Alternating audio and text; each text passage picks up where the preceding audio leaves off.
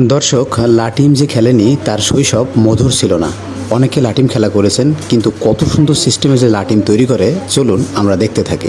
সামান্য এক টুকরা কাঠ দিয়ে একটু হাতের ছোঁয়ায় তৈরি হয় অসাধারণ এক শিল্পকর্ম।